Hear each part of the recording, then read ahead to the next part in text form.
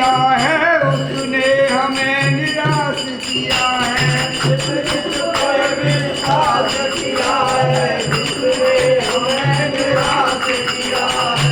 बन के रिश्तेदार हमने देख लिया, उसके रिश्तेदार हमने देख लिया। अच्छा विचार,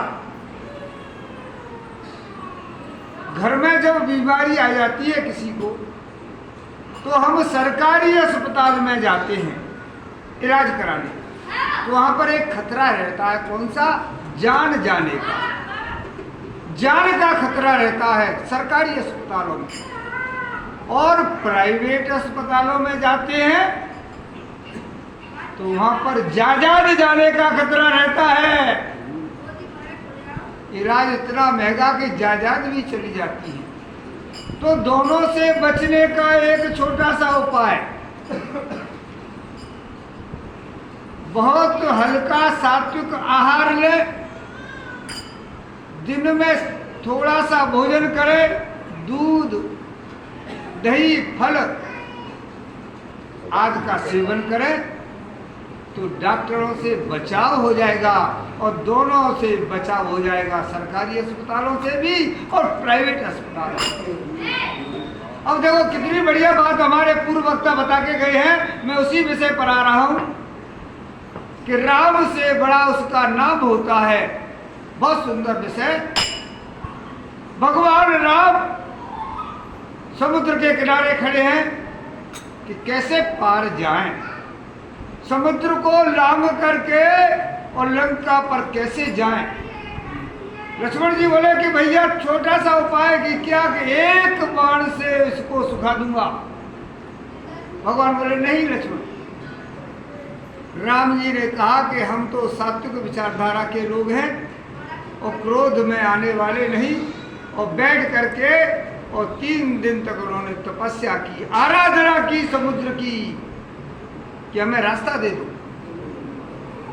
जब 3 दिन बीत गए और समुद्र ने रास्ता नहीं दिया, गोसाई बाबा कितना सुंदर कहते हैं कि बिने न माने जड़ जल, और गए 3 दिन बीत और बोले राम सकोप तब भय बिना होय न प्रीत।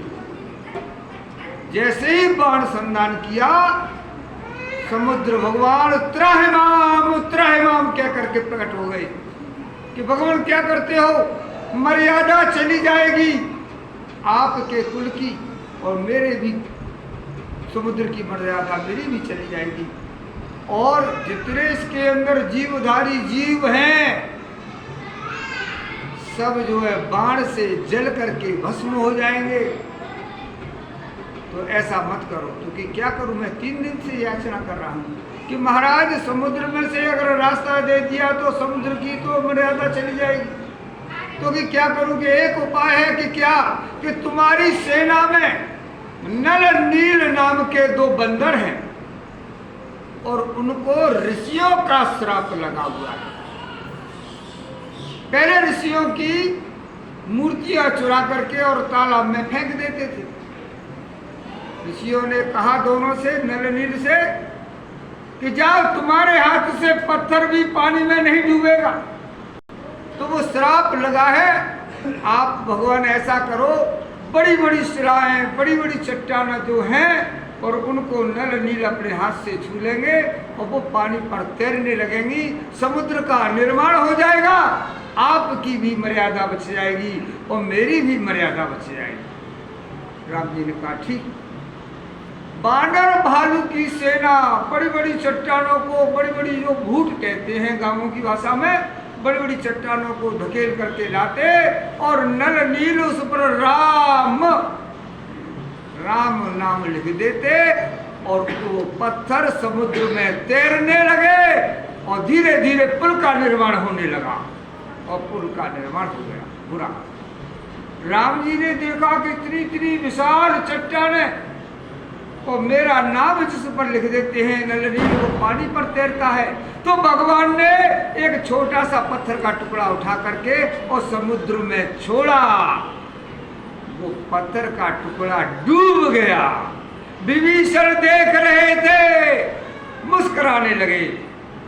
राम जी ने देखा, अरे विभीषण भैया कि महाराज क्या देख रहे हो कि जितनी इतनी बड़ी चट्टानों को बानर लाते हैं और मेरा नाम लिख देते हैं और वो पत्थर पानी पर तैरता है, और मैंने अपने हाथ से स्वयं एक छोटा सा पत्थर का टुकड़ा डाला और वो डूब गया। विभीषण ने कितनी सुंदर बात कही कि देखो भगवान, जिसको आपने पकड़ करके छोड़ दिया वो तो भवसागर में डूबेगा ही, और जिसने आपके नाम का सहारा लिया है वो भवसागर से पार होगा। बोलो देव बाबा की जय।